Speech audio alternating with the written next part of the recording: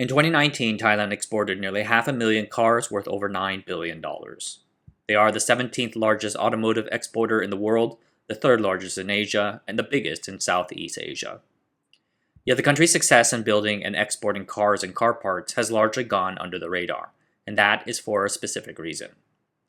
In this video, we're going to talk about how Thailand developed and nurtured an automotive export industry, and why it might not have turned out as successful as desired. But first, let me talk about the Asianometry newsletter. If you subscribe to the channel, you should also sign up to the newsletter. Check out videos you might not have seen before, thanks to the algorithm, and read writings that I never bothered to turn into a video. You can find the link to the newsletter in the video description below, or you can just go to Asianometry.com. As of right now, you can expect a new newsletter every Thursday at 1 a.m. Taiwan time.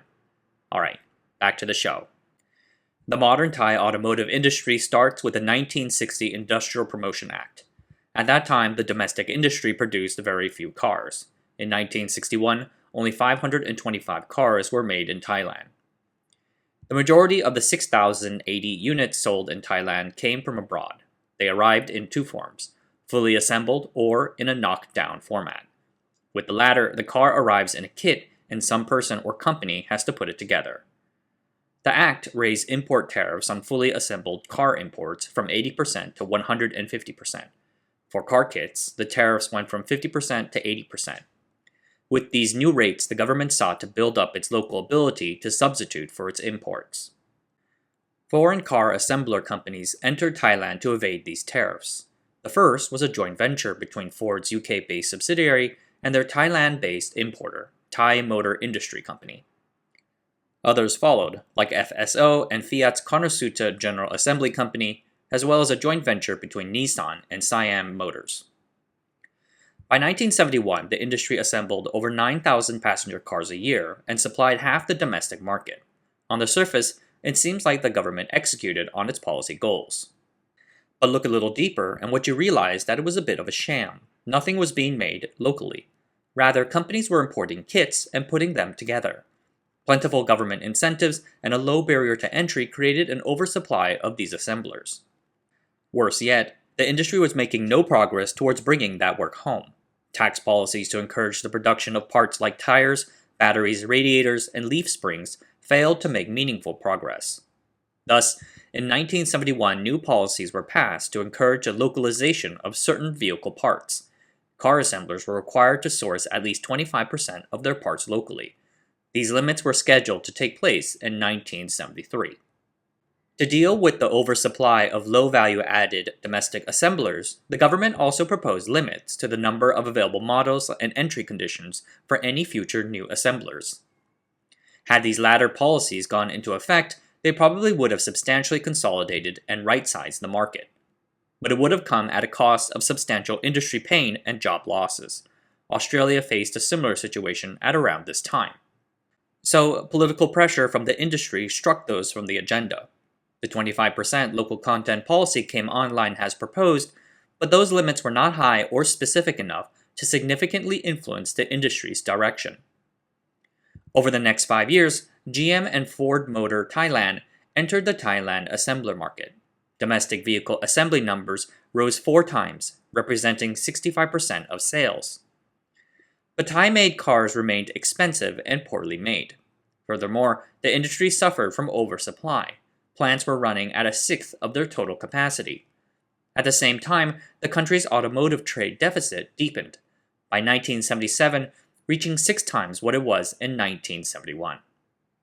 Finally, in 1978, the Thai government did 2 very impactful things. First, they imposed a complete ban on fully built small passenger vehicle imports and raised the tariffs on kits yet further. Second, the government extensively negotiated with the various constituencies within the industry to implement a more fully featured localization policy.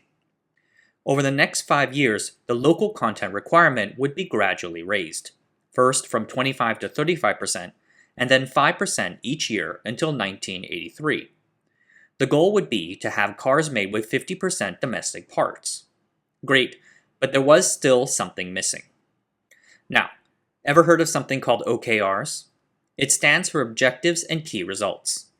It is a goal-setting framework famously used by Intel and Google. The objective is a concrete goal, and key results are measurable success criteria for achieving aforementioned objective. To be honest, I don't really care for it that much. Anyway, one of the bits in OKRs is that you want to set pairs of key results that counter each other. Like, if you set one for quantity, you need to have another for quality.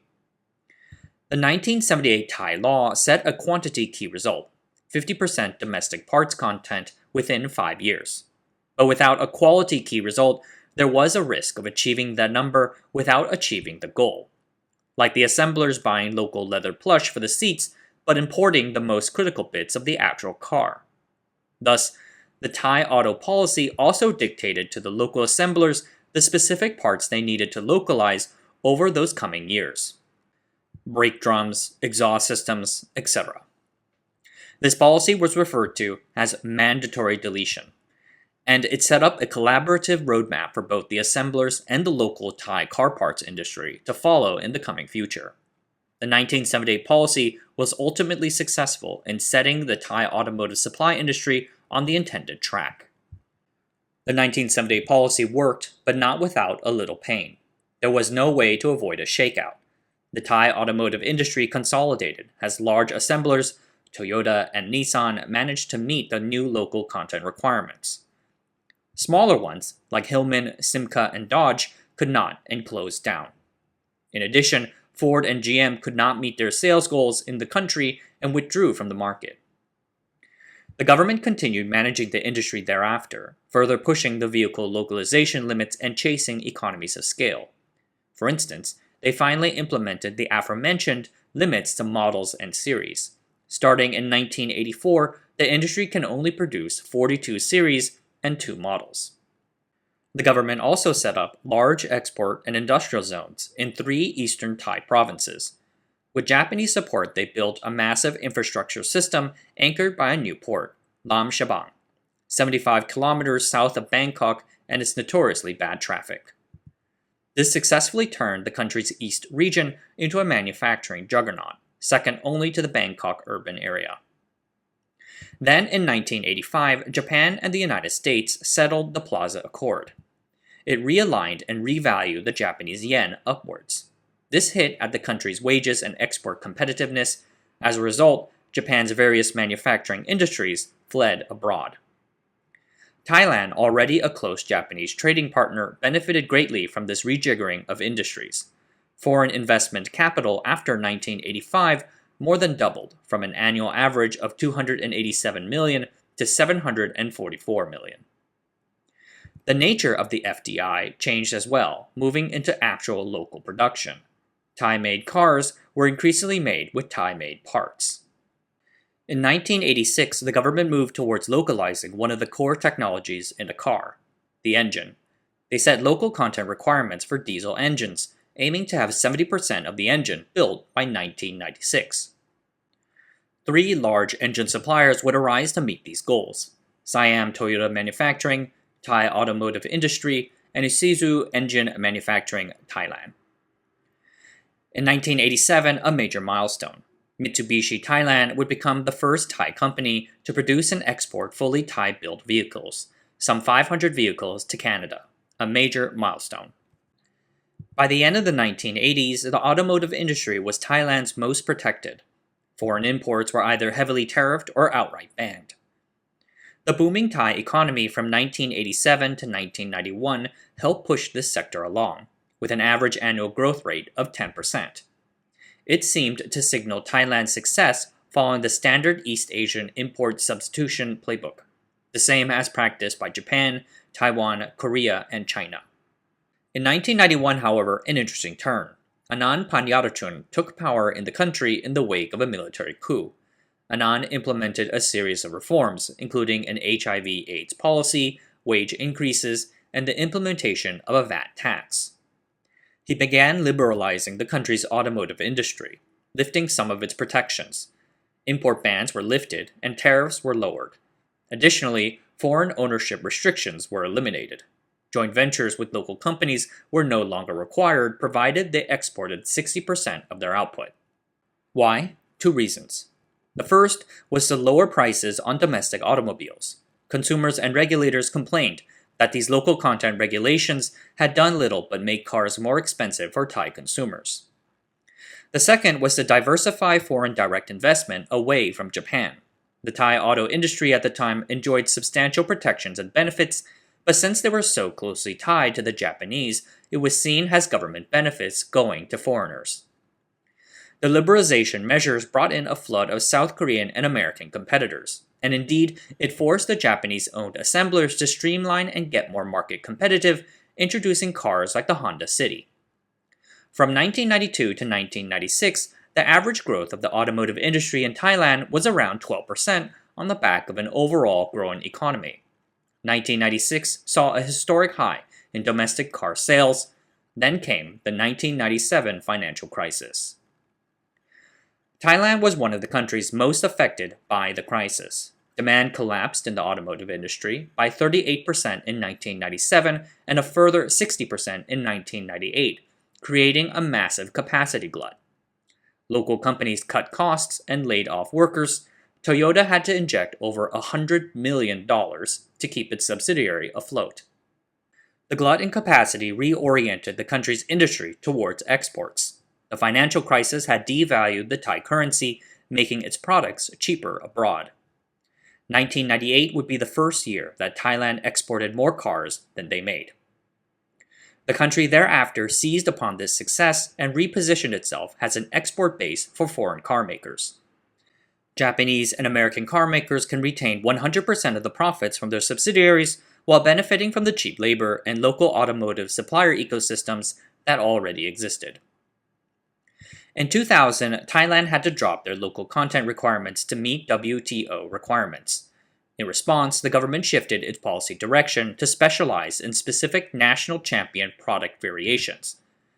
This is in contrast to other countries which select national champion companies. Think China and its national champions Huawei and CATL. Thailand chose to champion the pickup truck category, and the industry responded positively. For instance, Toyota moved their pickup truck production to Thailand, building millions of Toyota Hilux for export to all over the world. They deepened their involvement further by moving over R&D too. Government policy in recent years has adjusted that direction in light of recent market trends. The country will still heavily focus on pickup trucks, but it has started to invest additional resources in smaller, more efficient eco-cars and the EV market. Today, Thailand is a car exporting giant. It exports over half of its annual vehicle production. They export to dozens of countries, but Australia is their biggest market. Thailand has been the biggest beneficiary of the fall of Australia's domestic automaking industry. I did a video about it if you're interested in watching that. But the country also exports hundreds of millions of dollars worth of cars to its Southeast Asian neighbors Vietnam, Philippines, and Indonesia. China, Saudi Arabia, and Mexico are also big markets. The majority of this output are commercial vehicles, primarily one-ton pickups, though this has been steadily changing, again due to the government's promotion of smaller, more efficient eco-cars. Furthermore, Thailand's strong supplier ecosystem is likely to keep these foreign automakers in the country for the long run. Thailand has over 2,300 parts suppliers, nearly twice more than what Indonesia and Malaysia have combined.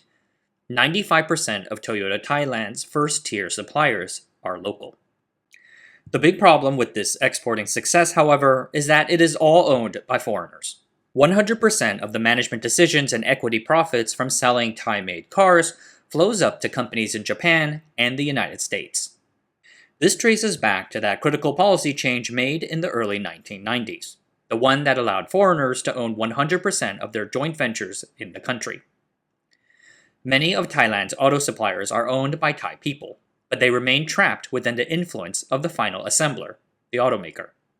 Their engineering, design, and marketing chops in the consumer space are not competitive, and the sheer size of companies like GM, Toyota, and Honda have kept a Thai-owned brand from ever emerging into prominence. Probably the most well-known Thai brand is Thai Rung Union Car, established back in 1967. The company exports to countries like Iran and North Korea. This is a similar issue to the country's other high-technology industry, hard drives. Government policy primarily focused on attracting and servicing foreign direct investment, and later on promoting exports. But it never focused on science and technology policies to upgrade its own indigenous industries once that foreign investment actually arrived. Think about Taiwan and its microelectronics industry. Yes, they spent money to woo foreign investors like Philips, but they took just as much care to push their domestic companies to improve the technologies they acquired, and to do it on their own. For instance, at its founding in 1987, TSMC received a 2 and 3 micron fabrication technology from Taiwan's government. They quickly worked on improving it, successfully offering a 1.5 micron technology node in 1988. The Shinawatra government of the 2000s focused on macroeconomic stability amidst its lower class. They did identify some competitive areas for improvement within industry, but the execution of these policies was lacking. Power was quite centralized, and policy focus wavered from place to place. Political instability led to policy paralysis for several years. The next significant regime, the Abbasid government, advocated Thailand's cultural power, Thai massages, Thai food, and the like. This creative economy policy was discontinued in 2014 after a military coup. The new government implemented a new industrial cluster policy, which for the most part remains ongoing. Modern policies remain rather unclear, and the government has yet to really start focusing on indigenous technology upgrading throughout its native hard drive and automobile industries. As a result, Thai-owned companies remained on a lower tier than their foreign-owned counterparts.